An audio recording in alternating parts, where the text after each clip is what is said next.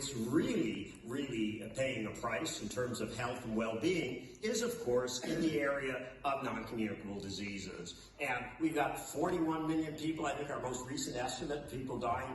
75–80% of deaths due to non-communicable diseases. This is a no-brainer. The question you put to me, Shuli, about where this fits in the WHO agenda going forward, this is the heart and the entire agenda as we go forward. With numbers like that, a cost of the human toll is one thing, I mean horrific, and then we have a horrific economic toll as well. We simply cannot afford on an economic or a moral basis not to really tackle this. And we need to get that momentum now moving in the run-up to the high-level meeting. So fabulous that we have this event and a chance with such a fabulous panel to talk about it.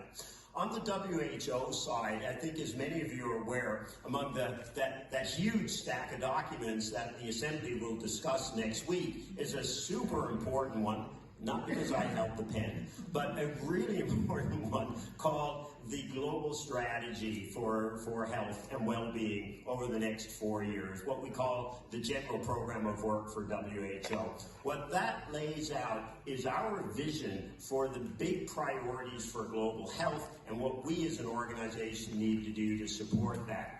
Now, this global strategy was not put together by WHO. I mean, it was put together, it was penned, but it was in consultation with a huge number of governments, obviously, but also civil society actors, NGOs, youth groups, private sector associations, our UN partners. It was all about aligning on what's important, where we need to move the needle. And we aligned on 6 big strategic objectives, all the way from climate change and health through determinants, systems, into emergencies. And anchoring all of that, in every single one of those, you find the NCD agenda, whether it's the risk posed by climate change and how we tackle those, determinants, how we tackle the health promotion agenda and the determinants of ill health that drive so much of the NCD burden. And then we get into the systems part, which is all about getting the workforce there, getting a primary healthcare approach in place that can move the agenda on non-communicable diseases. And then we get into the basic service packages.